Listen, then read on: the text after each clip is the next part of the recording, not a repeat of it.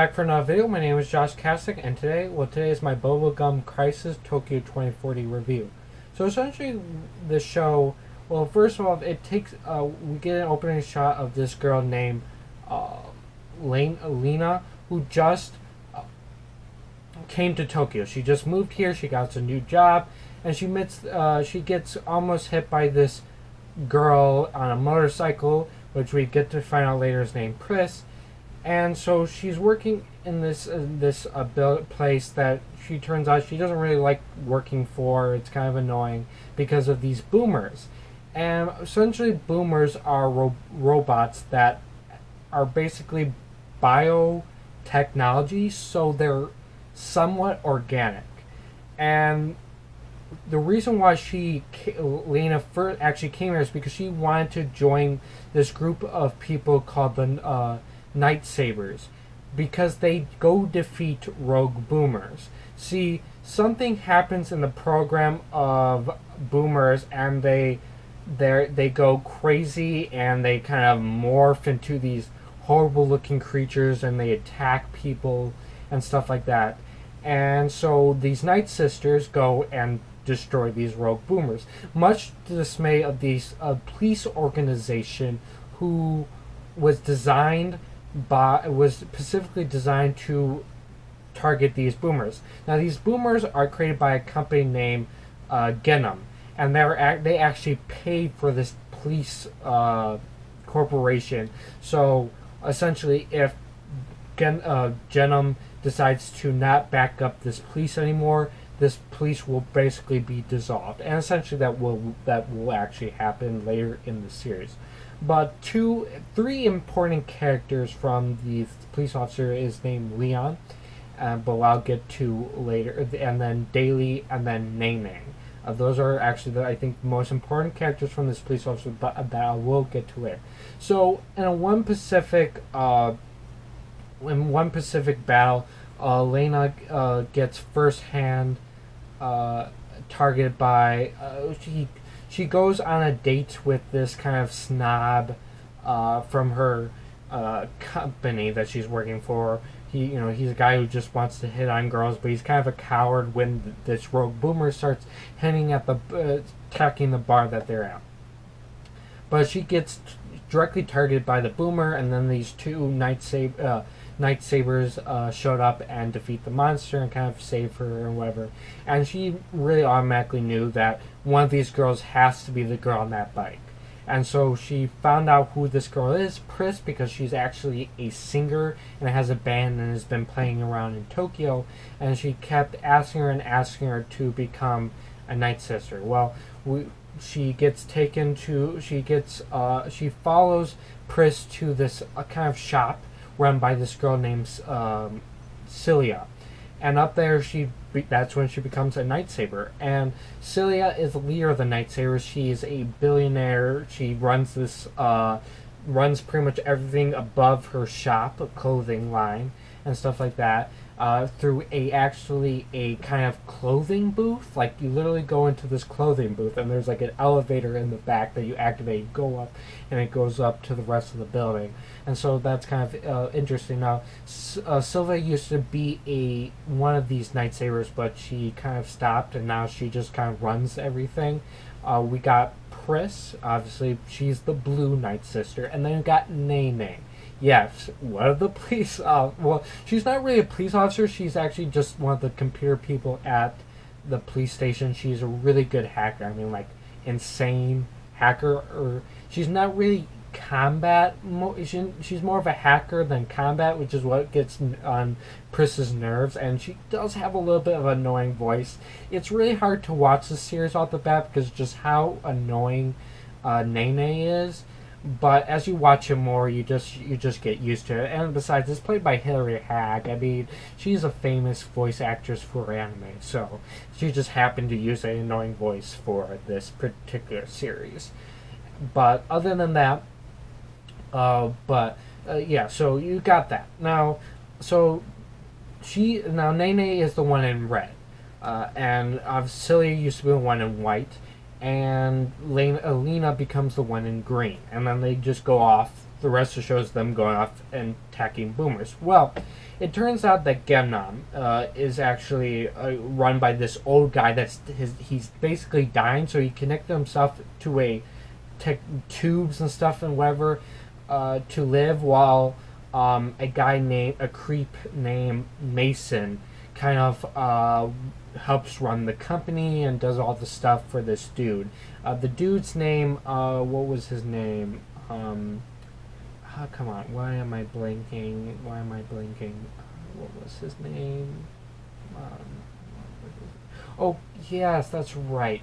His name is Quincy. That's the guy running this company again. Well, as we get later on the show, we get introduced to Maki, who is actually the brother of Sylia, who runs everything. But as we go further into this, we find out that Mason, now the person who builds these combat suits for Sylia and all of them, is actually a guy named Nigel. He's a mechanic. He has a mechanic shop, and he also helps fix Priss's bike whenever she needs it fixed and stuff like that. But yeah, it turns out that these boomers were actually made originally by Sylia's father. And he dedicated his life to making these boomers, to the point where he kind of just neglected her and her mother. And so eventually her mother died of a sickness. And this allowed her father to kind of use her as a test subject. It turns out that he actually created the first boomers named Galatia and Maki from Sylia's brain. So Maki is not actually her brother. It's not a real brother. The whole point is Mason's been looking for Galatia because she's been trapped underground somewhere years ago, and so that's kind of what's going on. And once what's it called? Because Mason actually used to work for, and Nigel as well used to work for her father, and essentially what happened was that Genom got the rights for the boomers, and then they started selling them. And all Quincy wants is to have the boomers and humans live together in peace, while Manson wants the boomers to take over everything, because it's supposedly the humans' next evolution type thing, okay? But essentially what's going on, so she tried to solve everything by herself, even though she has this team, and this causes Manson to get exactly what he wants. He gets Galatia. The Galatia is free, and they go off, and the process, because Galatia is the first boomer, she has control over all the boomers, and their suits turns out to be actually made by boomer technology, and they get destroyed in the process here. And this is when we get to know we get to know Leon and Daily more throughout the series, but this is when Leon learns about Priss. And sorry about that, I got cut off, but where did I leave off? Right, I was talking about Leon. So Leon kind of has a thing for Priss, but Priss does not like cops. And the reason why is because, well, back in her past, near her home or whatever, a rogue boomer, goes crazy. And the police show up, and together the police and the robot kind of destroyed her home because the police are shooting up the place. In the process, they also destroy a disc of hers that has her favorite music on it, and as a singer she takes music very seriously, and this is why she hates boomers and these police, because of what they did. But as you can tell, even though Leon was part of these police, because Mason started to take over Genom because of getting Galatia, they basically the whole entire this type of police was shut down. And they were, obviously, because of that, obviously, he's no longer a police.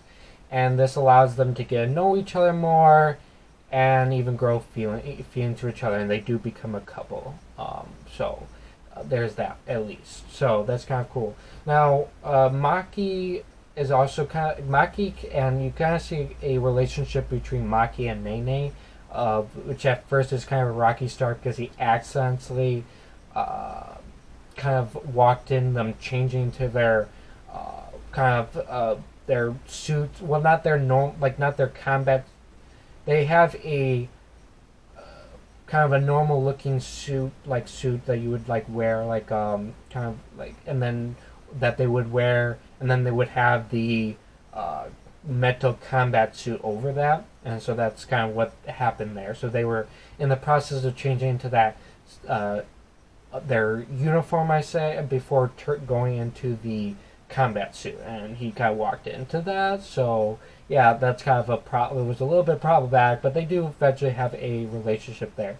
Now, as I said, Mason was taking over Genom. He even kills Quincy, and Galactia was just getting more power, and Mason thought he was controlling Galactia, but Galactia was actually kind of growing because she was like a young girl that looks like Sylia, but she started to grow and stuff to the point where she even turns Mason into kind of he already replaced some of his body parts with boomer stuff, and she basically essentially took control over him as well, and just started taking control over boomers around the city. And this also reveals why Sylia doesn't like boomers. Is not only because she was experimented on her father, she was experimented by her father, but because Galactia is bad news and she just wants to get rid of it, and essentially she is connected to pretty much all boomers because all boomers basically came from her, since Galactia and Maki were the first.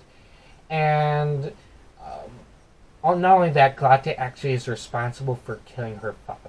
So there's also that. So even though she doesn't like the fact that she was experimented on by her father, she is still her father. So there's kind of that as well. But yeah, so essentially everyone starts leaving the town because Galactia has taken over everything. She even activated the boomers that were kind of thought to be destroyed in the police headquarters, and this actually traps Nene and all of them into this building, which is a big important arc where Leon and the other police that were supposedly be fired or whatever, let go, are supposed to go back to the police station, come back, and there was all sorts of problems, like Priss does not, because now she found out that these suits were they were boomers this entire time. She doesn't want to go back, and Lina is, I think, away. I can't remember, off with her family. I think if that was the right plot point there. But they all managed to get back in time and actually save Nene and all the police that are still in the building. And this is when Leon kind of starts actually joining with Priss and for more combat, as the entire city gets taken over by boomers overnight. All of them, Leon, Nigel, all of them are staying in this building and they created in the building where the Knight Sabers are, and they get these new suits created by Nigel. But which is really weird about them is that they're even more like boomers essentially, because you get this like weird looking like combat suit that doesn't look like a suit per se, like an exoskeleton, and then they drop this metal on you, it's like really, or on them, and you really feel the sliminess of the metal, but for some reason it's kind of alive, like organic, and so it reforms to a mental when you're in the suit. It reforms to your like mental, like what you picture, what you want to be, and that's what the new suits are. And that's what Leon tried. Lina was the first one to try this suit. So, and then they all go, but overnight while they're in this building in the new suits, although to defeat more boomers, eventually Priss does come back and try on the suit to help Lina and Nene as they go into battle for more of these booths. Now, like I said, they're staying in this the Knight Sabers building while everyone's evacuated and stuff. But then Maki's now being controlled by Galactia and gets the entire building run down by boomers. And so they had to escape. They get a building and they go to the outskirts where the boomers can't actually reach because of the power sourcing and everything. And so they eventually they meet these other people still in the city and stuff, and everything. But eventually, because the city turns into a boomer habitat, land thing, animal-looking creature place because of Galatea, obviously they have to go back in combat. Now they go attack the tower, the four of them, because Maki unfortunately gets attacked again by Galatea to the point where his memories get erased. And it's really unfortunate, but he actually uses his last power to actually save them while they go attack the tower. And then they actually go attack Galatea in the tower, but then Galatea is actually able to escape the entire tower, goes lift up into space because she's going to try to get a satellite so that she can spread boomers everywhere. And then Sylia stays back while the three of them go get on a jumper, I think that's what they called it, which is like a ship that kind of run by a boomer that has been possessed by Galatea yet. And then they go off into space and try to stop Galatea. Unfortunately, during the combat sequences, there was an explosion, and first, while they're there, they had to fight off double gainers of themselves created by Galatea. And Galatea no longer has a human form or form anymore. She's actually the ship itself, and stuff like that. But in an explosion, Nene and Lina get blasted off, and they're coming towards Earth or whatever, and they restate their mental states to form ships to actually land into Earth's atmosphere, and they land on some island where their suits are destroyed or anything like that. But Priss is still there, and she's almost taken over by Galatea, who wants a new consciousness put into Priss or whatever through the suit, because somehow the suit's connected to their mind. However, but at the last minute, Priss was actually able to escape with willpower, and her bike, originally created by Nigel, another bike created by Nigel, not her actual bike, that she actually used to get all of them to the Sky Jumper, thought to be destroyed, turns into a combat live suit that helps Priss do one more final attack straight through Galatea's ship. And this gives Galatea a new mental state of free will and destiny, that people can choose their own destiny. And this allows, after the entire ship breaks and stuff, Galatea spreads into stuff all over the universe and on Earth and stuff, so it's like a shower you kind of see. And this is where you see Nene and what's her name? Lina stuck on the island. Then you get to see Maki get his memories back, so he's back, he's not dead. Good thing, okay? And then Lina, she's flying to Earth with no more power, but Galatea gives her suit more power, and then she goes on back to Earth, and the last thing we see is her in the desert singing, because she's a singer, and that's when it ends. And that's pretty much the entire show. I have to say, I enjoyed this show. I think it has a uniqueness. It's like a biotech apocalypse type thing at the end, which I think has never been done before, to be honest with you. Or at least I've never seen it been done before until like now.